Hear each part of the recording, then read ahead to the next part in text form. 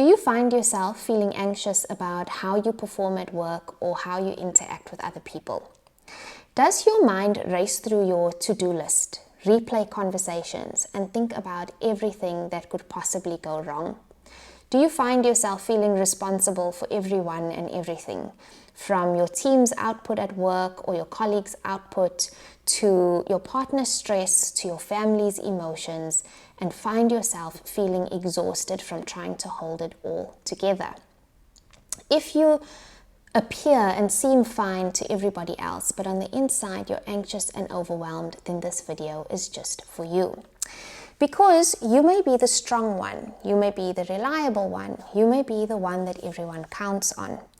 But if within your mind your thoughts never stop and you never truly feel relaxed, then you're not just struggling with high-functioning anxiety, you're really struggling with emotional overwhelm.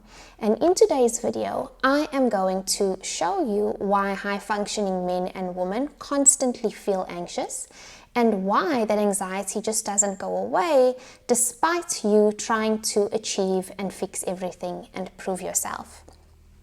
If you watched my previous video called The Signs of High-Functioning Anxiety, you will remember my client who I described.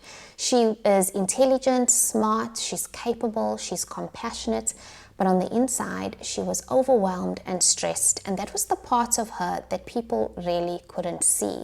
She was handling everything from her husband's business to her managing her team, to taking care of her family, to listening to people confide in her and offering them kindness and attention.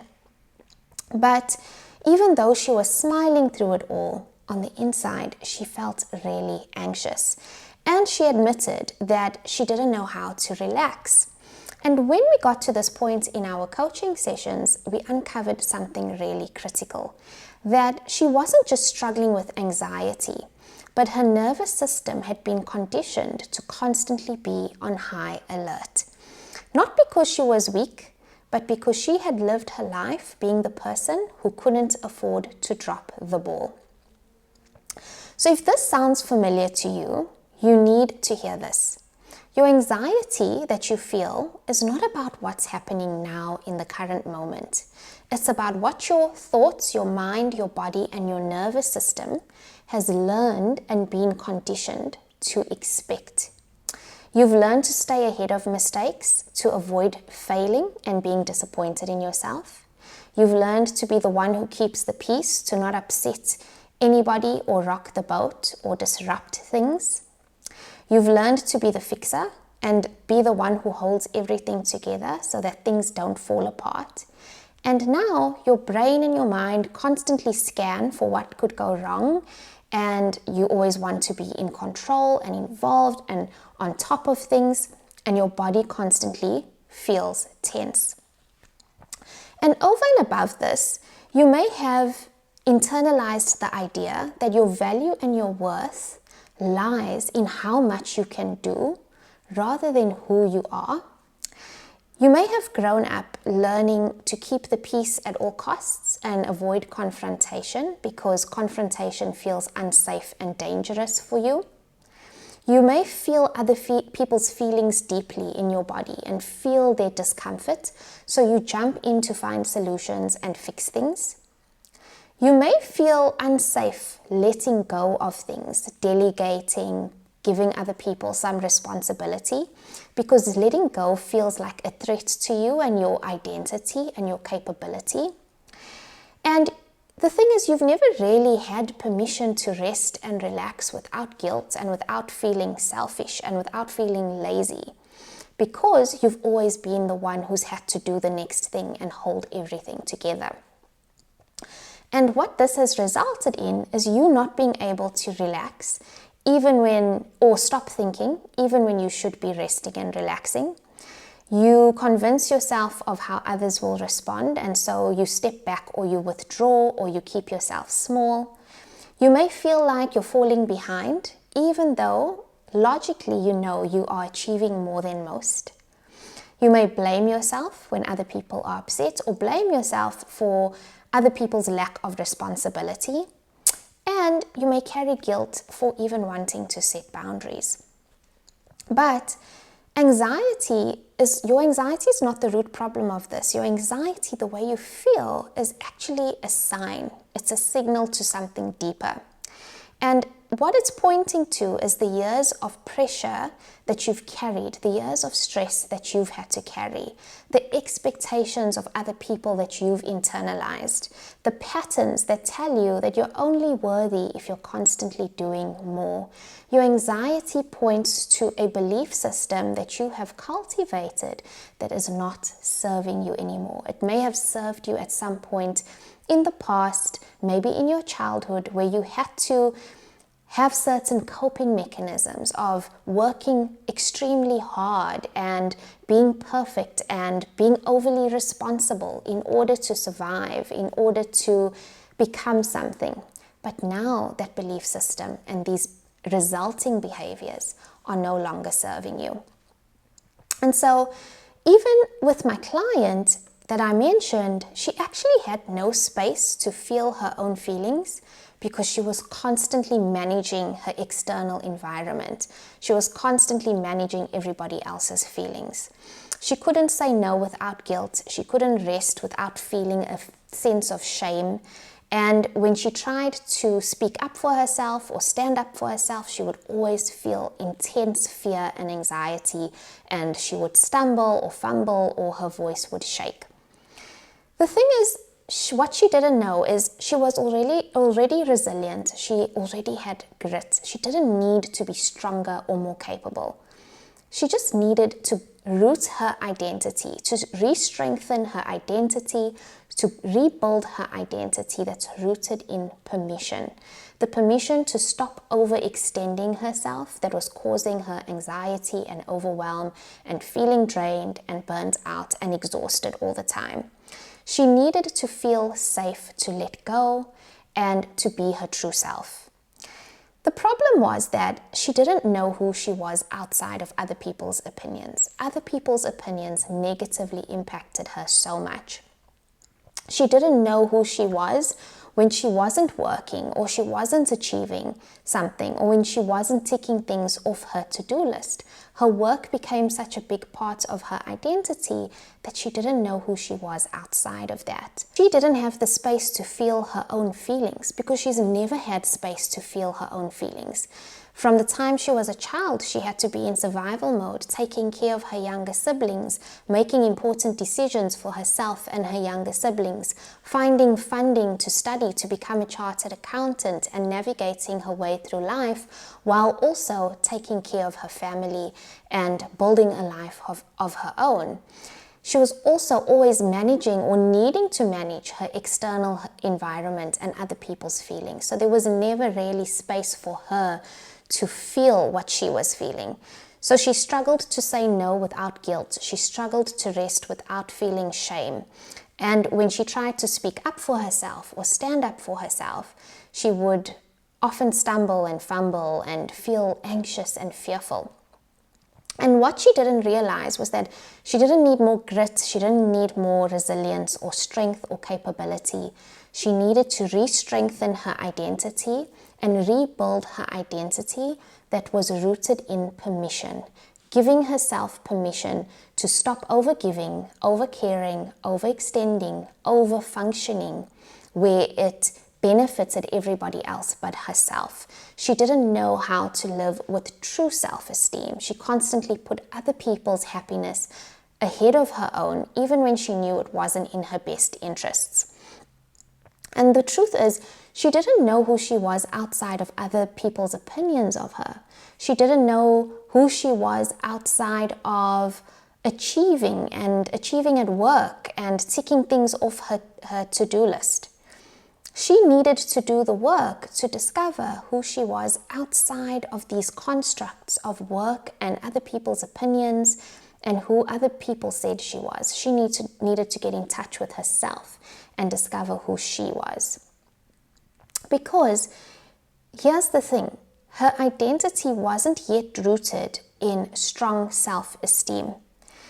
She needed to do the work, and the work that we did together was shifting her from this place where her identity and who she was rooted in other people's opinions of her to shifting into a space of empowerment where her identity was based in her own evaluation of herself, not other people's evaluation of her and her performance and who she was. The thing that you need to understand is that your worth is not based on external validation. External validation being what other people think, how other people view you, or what they say. It's also not based on constantly doing and achieving and being perfect in every way. Your worth and your self-esteem is based on knowing who you are, liking who you are, and when you do this, you will start embodying that self-confidence in your own life. A lot of the women who I work with who struggle with anxiety are capable, they are reflective, they are emotionally aware, they are aware of how they come across to other people. And the differentiating factors, they had to be responsible and independent from a really young age.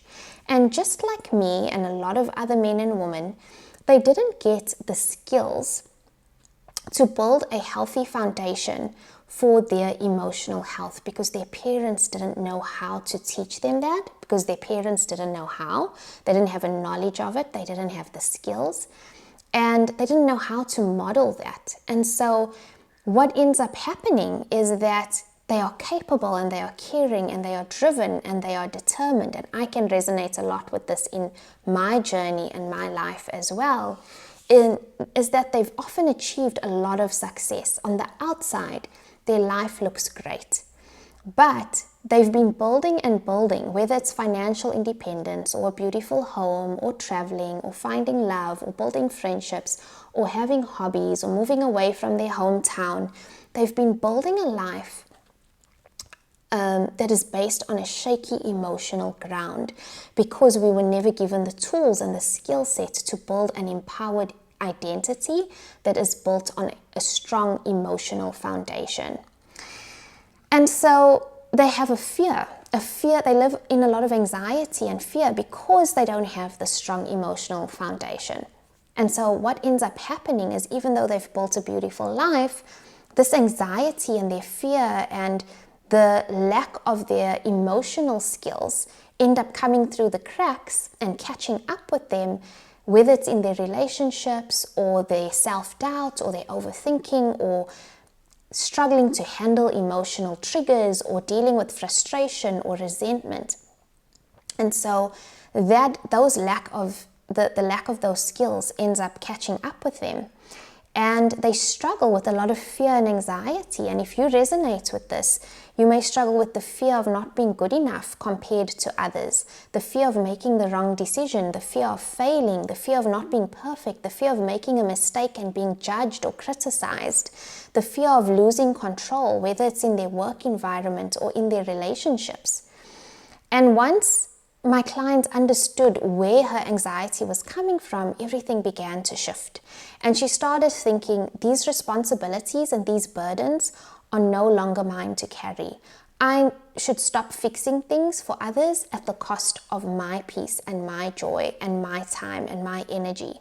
She started to build new boundaries, not to be harsh, not to cut people off, not to push people away, but to stop abandoning herself and to start choosing herself from a place of self-love.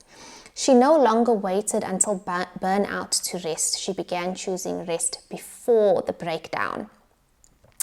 And so if you can't slow down, even though your body is exhausted and your mind is drained, if you struggle to switch off when you're not working, if you can't enjoy success because you're always wondering what's next, if you feel like if you stop, things will fall apart or somebody will blame you for something, it's not just anxiety. It's a pattern that has impacted your thinking, your behavior, your nervous system that's been wired to be overly responsible and to be perfect and to people please.